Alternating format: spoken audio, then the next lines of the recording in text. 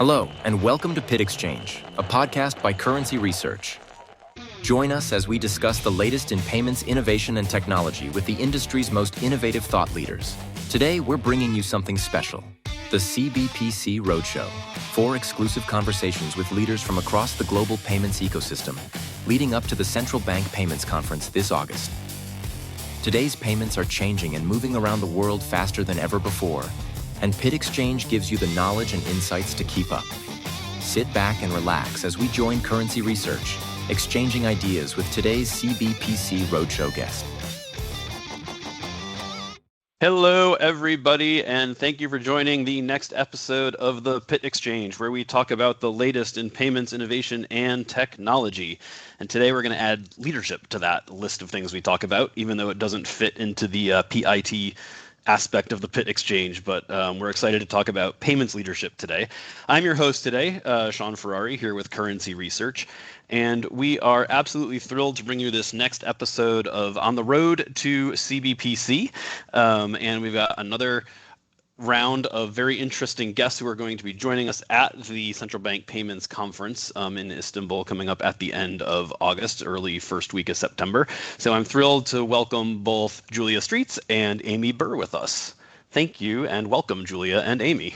So those of you that I think most folks are aware of who you are in the payment space, but we'll start with some introductions. And Julia is going to go up first. So Julia Streets is the founder-in-chief of Streets Consulting, and we'll then go over to Amy Burr, who has actually recently been promoted to the Chief Product and Relationship Officer at the Federal Reserve Financial Services. Federal Reserve Financial Services. So Julia, let me start with you. If you could give folks a quick little introduction, who you are and what excites you about this whole payments leadership space. The first thing is I'm very proud to be the Dean of the Payments Edge, which is the pre-day for the Istanbul conference this year. This is a new thing in the program. It's a new strategic addition by you and your colleague, Sean, because realizing the power of building a cohort of amazing next-gen leaders really matters, not only in the industry today, but also tomorrow. And this is born from kind of 2 or 3 different elements of my life. So one is I'm an entrepreneur. I have one business that is focused on the growth and transformation of businesses in fintech, so startups, scale-ups, global organizations, and industry associations. I'm the founder and chair of that business. The second is focused on the people, the humans in the mix, as I describe it. So I'm an executive coach. I do a lot of one-to-one executive coaching. I run boot camps and workshops, one of the reasons why I'm really honored to be the dean. I also give a lot of speeches, and I have an online course which has just been accredited by Tech Skills, which is basically the soft skills course for the tech industry. So my second business, I really think about humans in the mix, because we know that in the age of AI, actually those human skills, professional skills, soft skills, leadership skills are going to help individuals to outperform. So it's an exciting blend of not only everything that I do in my life, but actually to be able to bring it to the conference. No, we're thrilled to do that, and it's definitely important to talk about that leadership journey and as you say, the humans in the mix for sure. And as we were working on putting that program together, we were thinking, gee, who could we have a discussion with while we're in Istanbul and now before Istanbul that could really talk about the payments journey and how they've progressed through everything. And one of the names top on our list was Amy. So Amy, thank you for joining us. We've known each other a long time from my time back at the Federal Reserve many years ago. And I've got to witness the amazing journey of Amy all the way up to Chief Product and Relationship Officer at the Federal Reserve Financial Services. So Amy, thanks for joining us. Lovely to have you. Great if you would say a few words about yourself and your journey. Sean, thank you so much. I'm delighted to be here, and I appreciate the opportunity to chat with you, Julia, and to spend some time together in Istanbul. My journey in payments, as you said, I shudder to think how many years it's been. And each year it seems to pass more quickly, and the pace of change becomes faster and faster than the year before. And as I think about my own leadership journey, I'm really grateful for the opportunities that I've been given. And I think about the challenges that lie ahead, having the opportunity to share some of what I've learned, but learn from some of the folks who are also beginning their journeys. That's super exciting to me. And I'm, like I said, really looking forward to that opportunity. Awesome. And we're thrilled to have you there. I think as I mentioned, I mean, it's just, there's so much to think about when a lot of times as we all go through this journey, we get promoted and we get new responsibilities and we take on more and more leadership. And what I've noticed in the payment space is that this has all happened as we become kind of technical experts, or as we're gaining more expertise in the actual subject matter. And then all of a sudden it's, hey, by the way, you've got this massive team to lead. And what should we be doing strategically? And it's like, oh my God. I think over time the training for that has become better and more on point. But I still think it's a bit of a challenge as we kind of progress from technological experts to strategic leaders. And that's what we're really hoping that this Payments Edge program can help folks kind of navigate that journey. So I think maybe to both of you, and Julia, we can start with you and then move over to Amy as you're thinking of the payment space in particular, because that's really the folks we're geared at talking to here. What do you think are some of these biggest challenges right now for developing leaders in the space? What's that kind of key challenge? Go ahead, Julia. Well, I was really thinking about this before, and I mentioned I talked to lots of leaders of businesses, so real practitioners, and as well as I love Amy's comment about the blend of talent that we have in the industry. So whether we're thinking about not just the top of the game, but also there are 5 generations now working in the industry. So I think that there are a number of kind of strands that come together, and on any leader and their journey from manager to leader. I mean, you said it, Sean, there's that whole step up to being a strategic leader of others as well. I think one of the things I have to be able to do is balance this pace of change and discern which are the best inputs, because we just live in a life where, or a time where there are so many inputs. So just to figure out kind of, what are the most valuable inputs and how to discern which are the best ones. To be able to think clearly, to be able to process, and to build in time to be able to think clearly. I think I spend so much time with leaders going, if only I had more time to think, and it almost becomes a non-negotiable now. The discipline to be able to drive performance, and of course the ability to take everybody with you. And one of the things that we know to be true right now is just the ability to be a great storyteller. So not only to just kind of shape your vision and your strategy to be able to have the discipline to drive it forward, to deliver that performance, but actually take everybody with you, getting behind a really clear narrative. Awesome. That storytelling piece, I think, is an interesting component. I know we used to even talk about that when it was looking at a bunch of data. It was like, yeah, but what's the story? And it's true also on that leadership journey, for sure. Amy, what about you? What do you think are some of the current biggest challenges out there for leaders in the payment space currently? Well, first, I love Julia's response and agree with everything that she said. And from where I sit, I think one of the challenges that we, as people who are trying to cultivate and foster leadership, one of the challenges that we've got is the way that we've always done it isn't the way that we need to do it, or that we can do it going forward. So, Sean, you mentioned that you and I have known each other for a couple of decades, right? And it used to be the way your leadership journey would progress. The passage of time was a huge component of that. And that's not a model that we can foster going forward. We need people who are quick to develop, who have superior judgment and discretion, a willingness to take balanced, calculated risks, and make decisions in an environment of uncertainty. To Julia's point, what are the inputs that really matter?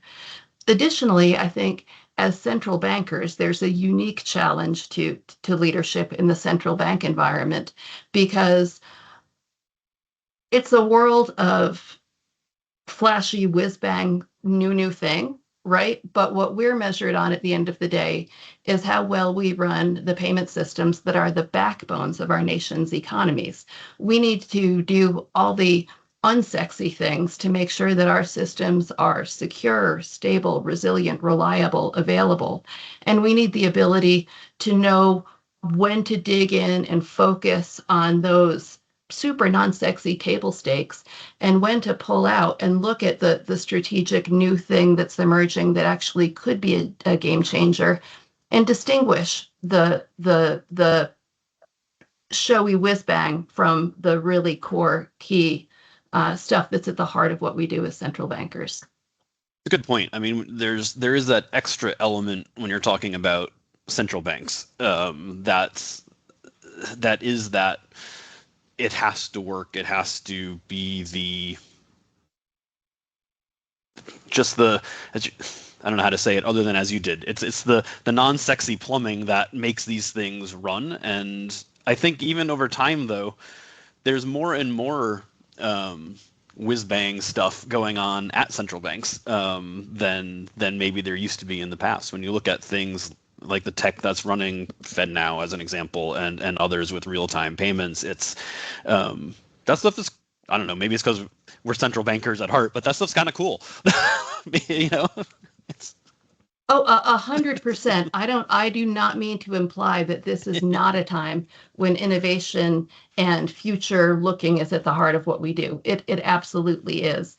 It's just that we can't let the shiny new distract from. We need to be both and. And if we can't be both and, we run the risk of becoming irrelevant. And that's a real challenge and opportunity.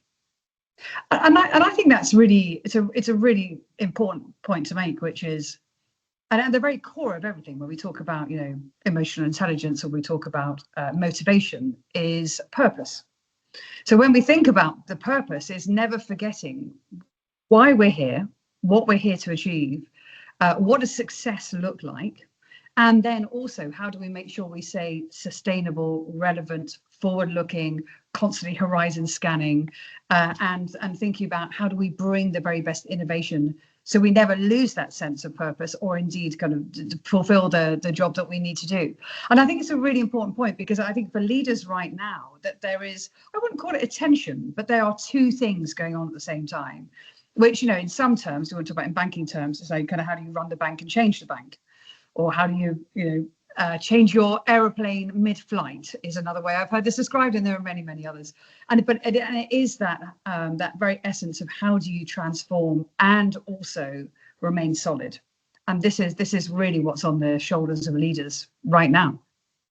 Yeah, I think that's a great point. And maybe, thinking a little bit, we were gonna get to this if we had some extra time, but maybe we pull it in now because the discussion's kind of going in this direction. But like, if you're thinking of, as leaders today, you have to both balance kind of those short-term efforts, those projects that are, you're trying to deliver on right now, with like what that long-term strategic vision is. That's a complex thing, especially in this world where things are changing so fast, right? So I don't know. Amy, how do you think about that, kind of balancing this kind of, these projects have to get done, these are the goals, this is what we have to deliver as the central bank, but here's this kind of long-term vision where some more of that sexy stuff can come in. How do you do both of those things?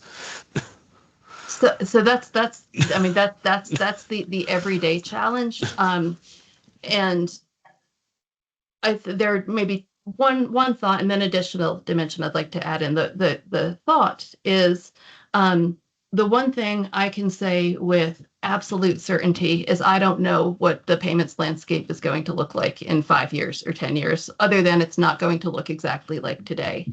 And so making sure that as we seek to balance the near-term decisions and the longer-term decisions, doing our best to protect optionality and to make intentional choices where we say, will doing X today open up or narrow the options available to me tomorrow and the next year and the next year. I think that's super important.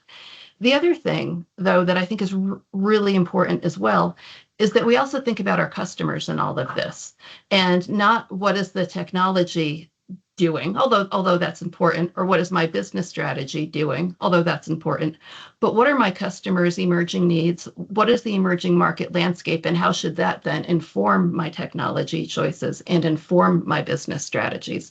So I think in Federal Reserve Financial Services, we've been working really hard to put our customers at the center of what we do and sort of ground on those future customer needs is the anchor around which we make our subsequent decisions. And of course, there's so much power in almost kind of working together to figure out what the future is going to look like with your customer, without question. But then even within that conversation is what do we know? What do we know we don't know? What are the knowns and the unknown knowns and the knowns, unknown knowns? And, every management consultant will love these expressions. But one of the most powerful ways to do that is to do that in collaboration with your customer. And to go, okay, so what do we not know, and how do you think we can find this out together? And one of the strands, if you like, that flows through everything is this mindset of curiosity, and the ability to open your mind to be able to say, okay, so I know what we're here for today, and that absolutely is solid. We talked about that motivation and purpose and everything. I'm crystal clear on that. And I'm also very clear about what I need to find out for the future and the smartest way to do that. And we've already touched on the power of our internal people and the power of the relationship with the customer as well. But I think there's another element to this as well, just to kind of extend kind of the conversation a little bit further, which is how do we figure out what to say no to? Because I think one of the things which also kind of comes back, and I was making notes on Amy's remarks earlier, is we could go off chasing the shiny thing. And actually, half of this is, or not half of it, but a big old part of this is how to stay focused. I talked about the discipline, delivery, and performance. But also to be crystal clear about, rather than just adding more and adding more and adding more, is what are we going to begin to say no to? What are we going to not do in order to be able to do what we're here to do and what we intend to do tomorrow? And that's a big decision on the shoulders of any leader. Yeah, that's true. That triage almost of like, yeah, what are these nice to haves versus must do projects versus, yeah, this moves us along the strategy line, but we can't do all of it. So what are those things they know to? I think that's definitely something to focus on as we bring this discussion around to what we're going to be chatting about in Istanbul too, is like how do you set those priorities and what to say no to. I don't want to give away the whole discussion, but maybe, Amy, if I could ask you one of the most important lessons you could pass on to other up and coming leaders, like what have you learned that you think that next generation of leaders could take away, or what have you learned? Again, don't give everything away, just one thing. We'll talk about more in Istanbul when we're there. Well, Sean, maybe I'll answer that question in a way that's a little bit of a teaser for Istanbul. Perfect. Which is just the value and power of a community and a network. So to tell us a story, at the first Central Bank Payments Conference back in Singapore, however many years ago, I had the opportunity to attend. I was a last-minute substitute, and I barely knew a soul. But there was that first networking reception, and I made myself go, and I did the thing you do. I'm going to make myself talk to 5 new people, and then I'll call it good. And anyway, I ended up trying to be curious, as you said, Julia, asking questions. I struck up a conversation with a gentleman, asked some questions that, if I'm honest, would probably be a little cringy today, but he was very gracious, and I learned a thing or two, or 3 or 4. And as it turns out, over the years, our paths continue to cross, right? Because it's a small world that we operate in, and it's a world where we're all facing really similar challenges and opportunities, and there's so much learning that we can gain from listening to one another. And so anyway, fast forward 10 years since that cocktail party meeting, and that person has become the go-to guy that I will ping if I've got a question about what's happening in EMEA or the latest in interlinking, and I want the real deal, like the white papers and stuff, all interesting. But if I want to know what's really going on, I've got someone that I can reach out to whom I trust to kind of tell me what I need to know. And that is invaluable. And so the lesson that I've learned that I'd offer in this conversation is to force yourself, even when it's uncomfortable, to start the conversations, strike up the relationships, because you have no idea what benefit they will offer over time, but you can absolutely be certain that the contacts will continue to offer value as our careers progress.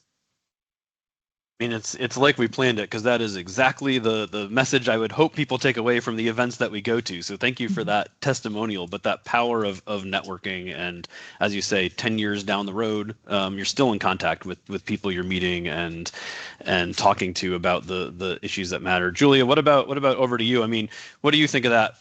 What do you think about the maybe networking in a slightly different way, but in the power of like a cohort in doing this? Because that's one of the things we're trying to develop as part of the payments edge. Is it's, you're not in this leadership journey alone.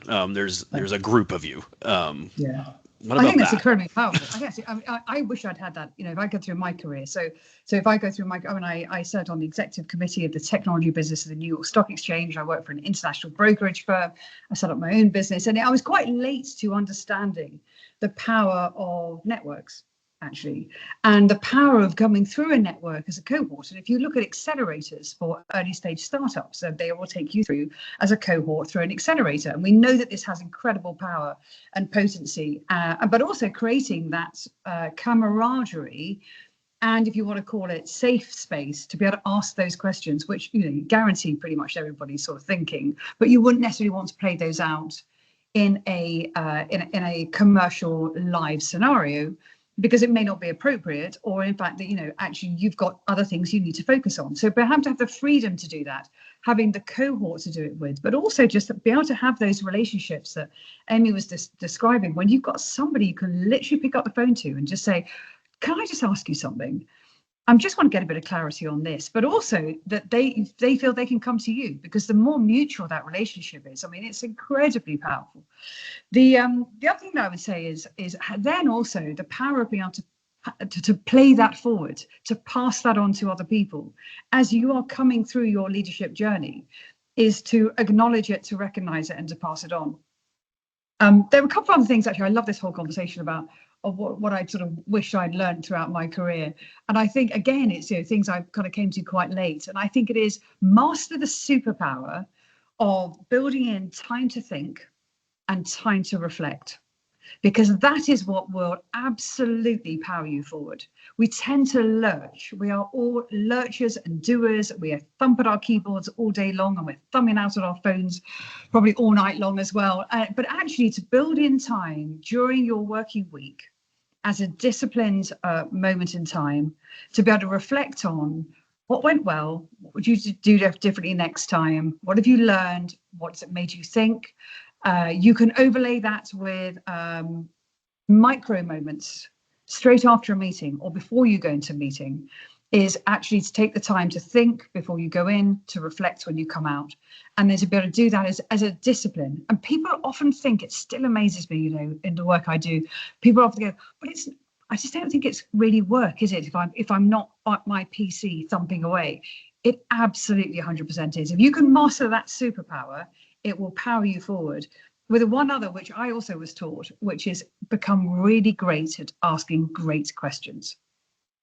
Whether we're doing that on a podcast, whether you're doing it on a platform, whether you're doing it with your teams, whether you're doing it with your clients, whether you're doing it with the regulators, is ask really great questions. And of course, the art of great question is to know when to ask an open question, and also to understand the whole purpose of the meeting, so you can ask the sharpest question that's going to get you what you need to be able to move forward. And quite often we kind of go, well, it's all right, I'll just go in, I'll just wing it. It was, I've been doing this long enough, I'll just wing it. And actually that plan, ask great questions, reflect, can really power you forward. And that will give you the clarity of thinking too. I think those are great points. And, along with asking the questions, right, especially those open questions, the power of listening, right? Actually, don't forget to listen to the answer. Don't think you have all the answers. Right. What is that team saying, right? What are those answers? And then I'll add my own 2 cents on the taking time to think and reflect. And, my spin on that is to, protect your calendar and protect your time kind of religiously to make sure you do allow yourself time to do that sort of stuff. It was actually one of my high school teachers. One of the things I remember most in high school was them saying, "Hey, think about this essay topic over the next two weeks. You're on vacation, right, or whatever. Don't actually actively write about it. Don't actively even think about it, but know that question is out there and just have it going around in the back of your head. And then when you actually do sit down and think about it, it's amazing how much work your brain has already done, right? You don't even, and I find that's true in a lot of the leadership things as well. You kind of have to keep in touch with what those topics are, what you're trying to think about, what's strategically important, and your brain does a lot of that in the background, and then you can kind of pull it out. So it's interesting. Well, I know we're running short on time. I guess I'd ask each of you. Istanbul is coming up at the end of August. We're a little over about a month and a half or so away from now when we're recording this. So I'd ask each of you kind of what are you looking forward to the most about the event, whether that's having to do with the payments edge piece or something else. What are you looking forward to?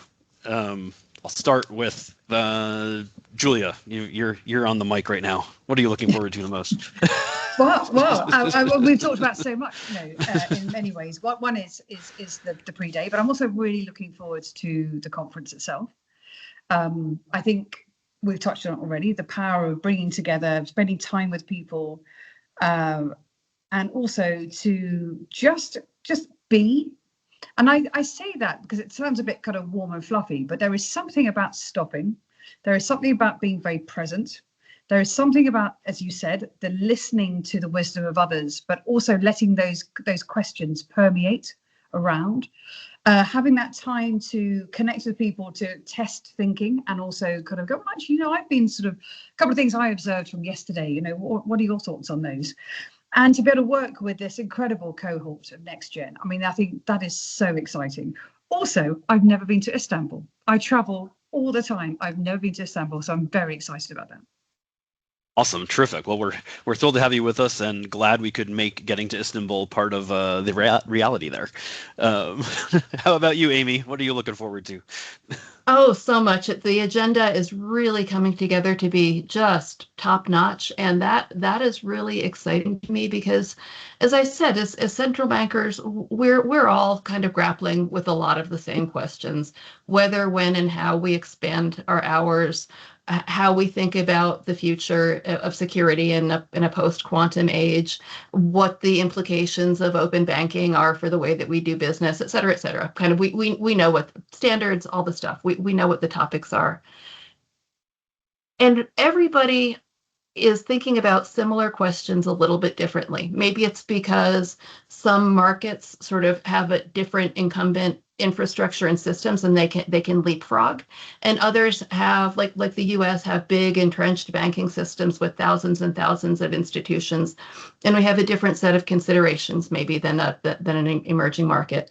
But the way that we as central bankers are thinking about these same questions is so informative. And even if my market is different than your market, than his market, than her market, I can certainly learn something from the way that you're thinking about the questions and the way that you're leaning into challenges or maybe holding back.